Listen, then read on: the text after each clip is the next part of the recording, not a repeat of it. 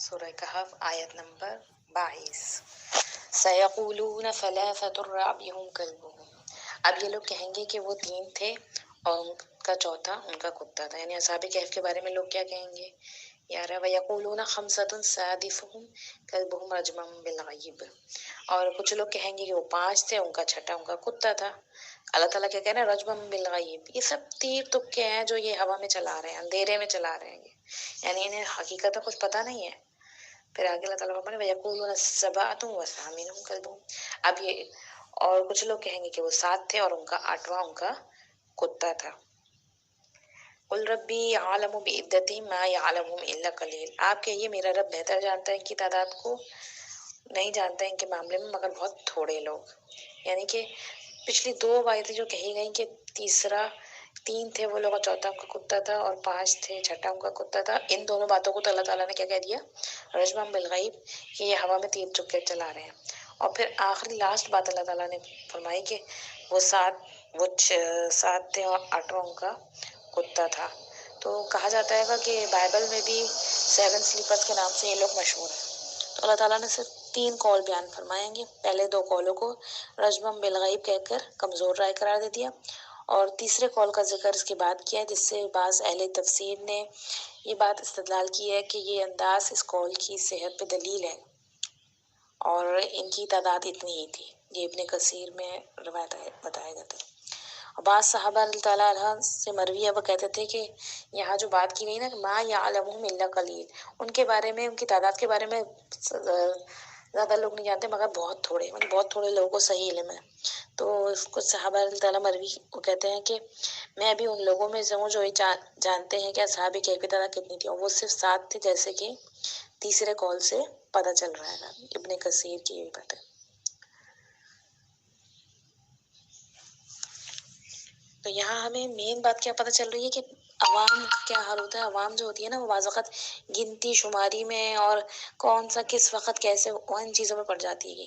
حالانکہ اللہ تعالیٰ کا مقصد کیا ہے اس واقعے کو بتانے کا، کہ ہم اس سے سبق حاصل کریں کہ آخر انہوں نے کیسے حالات میں کیا اسٹریٹجی اپنائی، اپنے رب کی توحید پہ کس طرح قائم رہے، اور ایمان کے لیے انہوں نے کیا قربانی دی، تو اللہ تعالیٰ نے ان کے ساتھ کیسا معجزاتی طور پہ ان کو زندہ رکھا اور ہر چیز ان کے لیے مسخر کر کے ان کے آرام کے لیے لگا دیا اللہ تعالیٰ نے۔ تو ان سب چیزوں کو چھوڑ کے ہم ان کی تعداد پہ لگ جائیں تو یہ بہت ہی غیر مناسب، اور یہ ایک طرح کا چھوٹی ذہنیت والا طریقہ کار ہوتا ہے جو انسان ان چیزوں میں اٹک کے رہ جاتا ہے بعض اوقات اور آگے نہیں بڑھ پاتا ہے۔ تو فلا تماری فیہم الا مراء ظاہرا ولا تستفت منہم احدا، اللہ تعالیٰ کہہ رہے ہیں نبی آپ ان کے بارے میں جھگڑا مت کریں سوائے سرسری بحث کے، یعنی آپ کا کام ہے آپ بتا دیں اور آپ ان کے معاملے میں زیادہ جھگڑا نہ کریں۔ ولا تستفت فیہم منہم احدا، اور آپ نہ ہی پوچھیں ان کے بارے میں ان میں سے کسی سے، یعنی آپ کو ضرورت بھی نہیں ہے، کیونکہ آپ صلی اللہ علیہ وسلم کو جو علم دیا جا رہا ہے وہ صحیح بنیادوں پہ دیا جا رہا ہے، تو آپ کو کسی اور سے پوچھنے کی ضرورت ہی نہیں۔ ظاہر سی بات ہے انسان پوچھتا کس سے ہے؟ جس کے پاس اپنے سے زیادہ ہے اور صحیح علم موجود ہو، اسی سے جا کے پوچھتا ہے نا۔ تو صرف انہی باتوں پر اتفاق کریں جو آپ کو قرآن شریف میں بتائی جا رہی ہیں، جن کی اطلاع آپ کو وحی کے ذریعے دی جا رہی ہے، اور ان کی تعداد وغیرہ کے بارے میں بحث و تکرار نہ کریں، صرف یہی کہہ دیں کہ اس کی تعین کی کوئی دلیل نہیں ہے، اللہ تعالیٰ نے جو فرما دیا وہی حق ہے۔ اب یہاں سے ہمیں ایک اور چیز پتہ چلی، ولا تستفتی کا لفظ ہے نا، اس فتویٰ بھی اسی سے آتا ہے، اور نہ تم آپ پوچھیے فیہم ان کے بارے میں وہاں تک کسی ایک سے، یعنی کہ ہمیں اپنا مسئلہ بھی پوچھنا ہو نا تو ہر ایک سے نہیں مسئلہ پوچھنے بیٹھ جانا چاہیے، لیکن فتویٰ لینے کے لیے بھی درست جگہ جانا چاہیے جہاں پہ آپ کو بتاؤ کہ آپ کو صحیح علم ملے گا۔ آیت نمبر 23 میں اللہ تعالیٰ فرما رہے وَلَا تَقُولَنَّ لِشَيْءٍ إِنِّي فَاعِلٌ ذَلِكَ غَدًا، اور کسی چیز کے بارے میں کبھی یہ نہ کہا کریں کہ میں یہ کام کل ضرور کروں گا۔ نبی صلی اللہ علیہ وسلم بھی انسان تھے، اور انسانی کیفیت آپ صلی اللہ علیہ وسلم بھی مطلب بھول بھی ہو جاتی تو فوراً آپ صلی اللہ علیہ وسلم کی اصلاح کر دیں گے۔ ویسے تو انسان سے کوئی بھول ہو جائے تو اتنی بڑی بات نہیں، لیکن نبی صلی اللہ علیہ وسلم کو اللہ تعالیٰ نے تمام جہاں والوں کے لیے ایک نمونہ بنا کر پیش کیا گا، تو آپ صلی اللہ علیہ وسلم کی چھوٹی سی بھی کوتاہی کو اس کو ہائی لائٹ کر کے اس کی اصلاح فرمائی گئی۔ تو آیت نمبر 23 میں جب اسی طرف اشارہ آئے گا جہاں میں نے آپ کو اسٹارٹنگ میں بتایا تھا کہ یہ صورت نازل ہونے سے پہلے اہل مکہ نے رسول اللہ صلی اللہ علیہ وسلم سے سوالات کیے تھے، تو آپ نے فرمایا تھا میں ان سوالات کا جواب تمہیں کل دے دوں گا. تو اس موقع پہ آپ صلی اللہ علیہ وسلم سہون انشاءاللہ نہیں فرمایا، کہنا بھول گئے. اس کے بعد کئی روز تک وحی نہیں آئی، یعنی آپ صلی اللہ علیہ وسلم کو امید تھی کہ جیسی بات ہے میرے پاس تو وحی آتی ہے، میں تمہیں کل جواب دے دوں گا، جبریل آئیں گے ان سے پوچھ کے بتا دوں گا. اب یہ صورتحال ہوئی تو آپ صلی اللہ علیہ وسلم کے لیے انتہائی پریشان کن بات ہو گئی. مخالفین بھی خوشی میں خوب تالیاں پیٹنے لگے کہ یہ تو آپ صلی اللہ علیہ وسلم کو ناکامی کے طعنے دے رہے ہوں گے اور آپ صلی اللہ علیہ وسلم کو یہ سب کچھ برداشت کرنا پڑ رہا ہوگا. اس سے اندازہ ہوتا ہے کہ اللہ تعالیٰ اپنے محبوب بندوں کو کیسی کیسی سخت آزمائشوں سے دوچار کرتا ہے. اور عام لوگ اپنی روزمرہ کی گفتگو میں کیسی کیسی لایانی باتیں کرتے رہتے ہیں، لیکن اللہ کے یہاں ان کی اتنی پکڑ نہیں ہوتی، اس لیے کہ وہ اللہ کے ہاں اہم نہیں ہوتے. مگر یہاں ایک انتہائی مقرب ہستی سے سہون ایک کلمے کا ادا نہ ہونا رہ گیا، تو باوجود اس کی کہ معاملہ بے حد حساس تھا وہی روک لی گئی. بالآخر کئی روز کے بعد جب اللہ کو منظور ہوا تو حضرت جبرائیل علیہ السلام سوالات کے جوابات لے کر آئے اور ساتھ ہی ہدایت بھی کی کسی چیز کے بارے میں یوں نہ کہیں کہ میں یہ کل کر لوں گا. تو تقریباً آتا ہے کہ 15 دن تک جبریل علیہ السلام وہی نہیں لے کر نہیں آئے تھے، اور پھر جب آئے تو اللہ تعالیٰ نے انشاءاللہ کہنے کا یہ حکم اس آیت میں فرمایا. آیت نمبر 24 میں الا ان یشاء اللہ، آپ یہ کہیں مگر یہ کہ جو اللہ چاہے، یعنی مستقبل کے بارے میں جب بھی کوئی بات کریں تو انشاءاللہ ضرور کہیں، اگر اللہ نے چاہا تو میں یوں کروں گا. اللہ تعالیٰ کا مسلمانوں پر یہ خصوصی فضل ہے نا کہ انہیں اپنی معاشرتی زندگی میں ہمیں روزمرہ کی معاملات کے لیے ایسے کلمات سکھائے گئے ہیں جن میں ہر جگہ ہم دیکھیں تو توحید کھوٹ کھوٹ کے بھری، یعنی ہر چیز کو لے جا کے کہاں جوڑا جاتا ہے؟ اللہ تعالیٰ کی ذات سے جوڑا جاتا ہے. آپ دیکھیں نا، آپ نے کوئی خوبصورت سی چیز دیکھی ہے جس سے آپ کا دل خوش ہوا تو آپ نے کیا کہا؟ سبحان اللہ. وہ آپ نے اقرار کیا کہ یہ اس چیز کا کمال نہیں ہے، اور نہ ہی یہ چیز جو خود بذات بہت تعریف کے لائق ہے، بلکہ تعریف کس کی جا رہی ہے؟ تعریف کے لائق تو اللہ کی ذات ہے جس نے یہ خوبصورت چیز بنائی ہے. آپ کو کبھی کوئی تکلیف دور ہوتی ہے کہ تو آپ کے منہ سے ایک دم نکلتا ہے الحمدللہ، یعنی جو بھی مشکل آسان ہوئی ہے وہ اللہ کی مدد، اس کی مہربانی، اس کے حکم سے ہوئی ہے. لہٰذا شکر بھی کس کا ادا کیا جائے؟ اللہ تعالیٰ کا ہی کیا جائے گا. کبھی اپنے گھر میں آپ داخل ہوں، اپنے اہل و عیال کو خوش و خرم دیکھیں، کوئی ایسا موقع پائیں تو آپ کیا کہا آپ کے منہ سے نکلتا ہے؟ ماشاء اللہ، ماشاء اللہ لا قوت الا باللہ. یہ بھی ویسی صورت میں ہی آئے گا.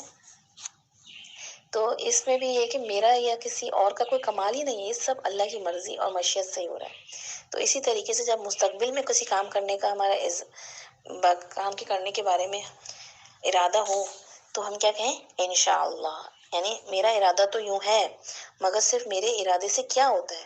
حقیقت میں یہ کام تو جب ہی ہوگا نا، جب ہی میں کر پاؤں گی جب اللہ کو منظور ہوگا. تو کیونکہ اللہ کی مشیت اور مرضی کے بغیر تو کچھ ہو ہی نہیں سکتا. گویا ان کلمات کے ذریعے ہم قدم قدم پر بات بات میں ہمیں کس چیز کا سبق دہرایا جاتا ہے گا؟ توحید کا سبق، کہ میری ایک مومن کی زندگی اس کے رب کی ہوتی ہے. اللہ کے علم، اس کے حکم، اس کے اختیار اور اس کی قدرت اور اس کی مشیت ہر چیز کے اوپر فائق ہے. تو انہی میں سے زیادہ کلمات الحمدللہ، انشاءاللہ، ماشاءاللہ یہ آپ کو اس صورت میں موجود نظر آ جائیں گے. تو یعنی جس کام کا عزم ظاہر کر رہا ہوں میں، ممکن ہے اللہ تعالیٰ اس سے زیادہ بہتر اور مفید کام کی طرف میری رہنمائی فرما دے. اس لیے انسان کو ضرور کہنا چاہیے الا ان یشاء اللہ. اور وَاذْكُرْ رَبَّكَ اِذَا نَسِيتَ وَقُلْ عَسَىٰ، اور آپ اللہ کا ذکر، اللہ کو یاد کر لیں جب بھی بھول جائیں. یعنی اگر آپ کی زبان سے یہ کہنا بھول بھی جائے انسان کسی وقت، تو جس وقت انسان کو یاد آئے، دھیان میں آئے، تو وہ بات اپنے منہ سے کہے، اللہ کا ذکر کر لے. جس وقت آپ انشاءاللہ کہنا بھول گئے، ماشاءاللہ کہنا بھول گئے، تو فوراً یاد آتے ہی آپ اللہ کا ذکر کریں. وَقُلْ عَسَىٰ أَن يَهْدِيَنِ رَبِّي لِأَقْرَبَ مِنْ هَٰذَا رَشَدًا، اور کہ یہ ہو سکتا ہے کہ میرا رب میری رہنمائی کر دے اس سے بہتر بھلائی کی طرف.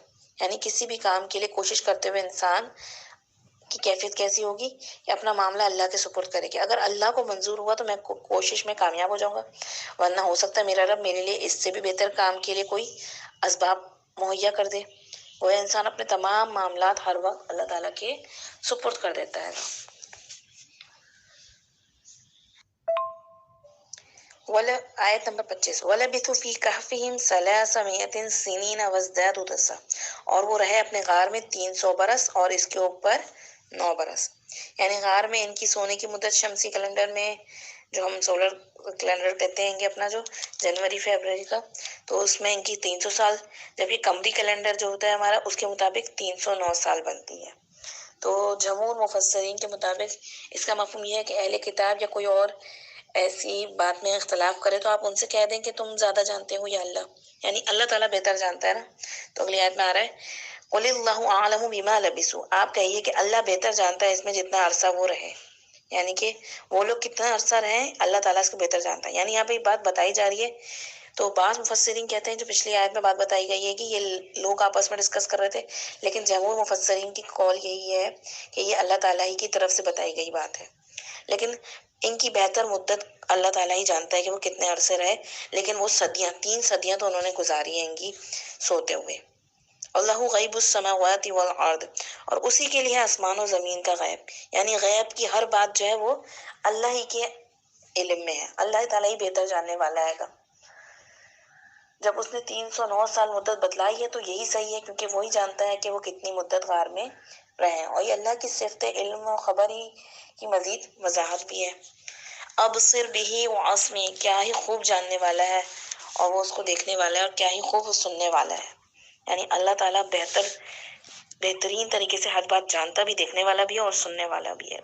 ہر بندے کی بات جو ہے گا اللہ تعالیٰ ہر معاملے کو خوب دیکھ رہا ہے گا اور سن رہا ہے.